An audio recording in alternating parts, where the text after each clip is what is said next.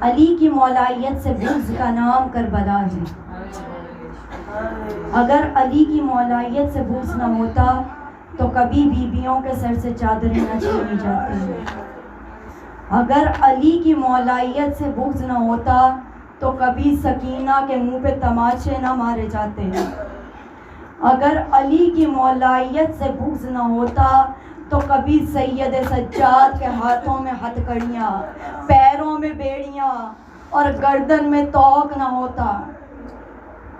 آپ جانتے ہیں کہ جب قیامت میں تمام انبیاء اور رسل اور ائمہ طاہرین موجود ہوں گے تو قیامت میں ایک آواز گونجے گی، آئینہ آئینہ زین العابدین. زین العابدین کہاں ہے؟ اب وہاں پہ قیامت میں تمام انبیاء بھی موجود ہوں گے، یہاں تک کہ ختمی مرتبت بھی موجود ہوں گے. اور ہمارے رسول نے پوری زندگی اتنی عبادت کی ہے کہ خود پروردگار یہ کہتا ہے کہ میرے حبیب رات کے کچھ پہر میں آرام بھی کر لیا کرو. لیکن جب تمام انبیاء موجود ہوں گے، رسول جیسا عبادت گزار موجود ہوگا، علی مرتضیٰ موجود ہوں گے، تمام آئمہ موجود ہوں گے، جب یہ آواز آئے گی آئینہ آئینہ زین العابدین تو کسی نبی میں یہ جرت نہیں ہوگی، کسی رسول میں یہ جرت نہیں ہوگی، یہاں تک کہ ہمارے رسول میں بھی یہ جرت نہیں ہوگی کہ وہ آگے بڑھ سکیں. جیسے ہی یہ آواز آئے گی آئینہ آئینہ زین العابدین تو صرف ایک ہستی ایسی ہے جو قیامت کے میدان میں آگے بڑھے گی، اور وہ ہمارے سید سجاد ہیں جو یہ کہیں گے انا زین العابدین انا سید الساجدین. کیوں زین العابدین نے اس وقت عبادت کی جب حالات سازگار نہیں تھے، جب ماں بہنوں کے سروں پر چادریں نہیں تھی، جب سکینہ کے گلے میں رسی بندھی تھی. اجرکم اللہ. اب شام کا قید خانہ ایسا قید خانہ تھا کہ قید خانے میں بھی سید سجاد کے ہاتھوں میں ہتھکڑیاں ہیں، پیروں میں بیڑیاں ہیں، گلے میں توق ہے. قید خانے میں بھی سید سجاد کے گلے کا توق نہیں اتارا گیا. اب ایک وقت ایسا آیا کہ ایک قاصد آیا اور آ کر کہتا ہے سید سجاد سے کہ آپ کو ظالم نے بلایا ہے. اب جیسے ہی کہا نا آپ کو ظالم نے بلایا ہے، اب سید سجاد نے اپنے ہاتھوں کی ہتھکڑیوں کو سنبھالا، پیروں کی بیڑیوں کو سنبھالا.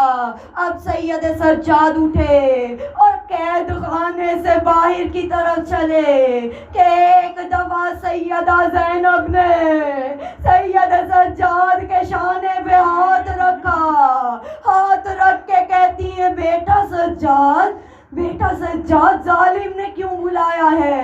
امام سجاد کہتے ہیں پھوپھی اماں میں علم امامت سے جانتا ہوں کہ یہ ظالم میرا قاتل نہیں ہے. پھوپھی اماں میں کچھ دیر میں پلٹ آؤں گا. اب جیسے ہی سید سجاد قید خانے سے چلے ہیں نا، اب جناب زینب اتنی مضطرب تھیں، اتنی بے چین تھیں کہ کبھی قید خانے کے دروازے پہ جاتی ہیں، کبھی قید خانے کے اندر آتی ہیں اور صرف ایک جملہ کہتی ہیں، ہے کوئی جو میرے بھتیجے کی خبر لائے.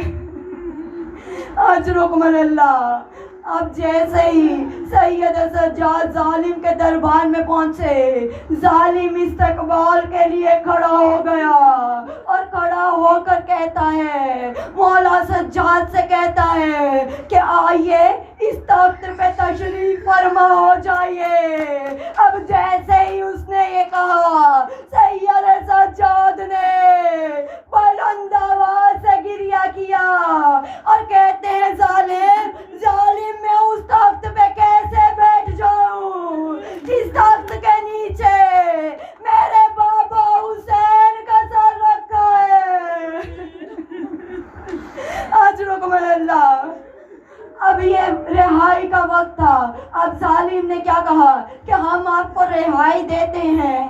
اب مومنات عزادارو یہ وہ وقت تھا جب سید سجاد کے ہاتھوں کی ہتھکڑیاں کاٹی جانی تھیں. یہ وہ وقت تھا جب سید سجاد کے پیروں کی بیڑیاں کاٹی جانی تھی. یہ وہ وقت تھا جب سید سجاد کے گلے کا توق نکالا جانا تھا. لیکن میں کیسے یہ جرت کروں کہ سجاد کی حالت وہ نہیں تھی کہ ان کے ہاتھوں سے ہتھکڑیاں نکالی جا سکے, پیروں سے بیڑیاں نکالی جا سکے. سید سجاد کے پیروں سے خون جاری تھا.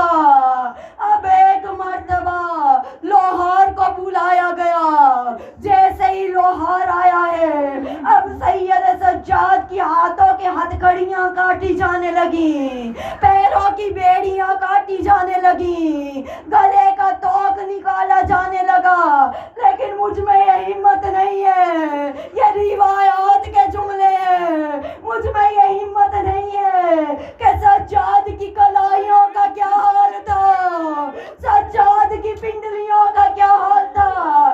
لیکن میں جرت کر کے صرف ایک جملہ یہ کہہ رہی ہوں کہ جیسے ہی سجاد کے گلے کا توق کاٹا گیا, اب راوی یہ کہتا ہے سید سجاد کے سینے پہ گوشت نہیں تھا, سجاد کے سینے کی ہڈیاں نظر آ رہی تھی, سوراخ نظر آ رہے تھے. اب ایک وقت ایسا آیا کہ سید سجاد کو زہر دیا گیا. جیسے ہی زہر دیا گیا ہے نا, یہ وہ ہمارا غریب مولا ہے جو پوری زندگی یہ کہتے روتے تھے ماتا بھی عطشانہ, میرا بابا پیاسا مارا گیا.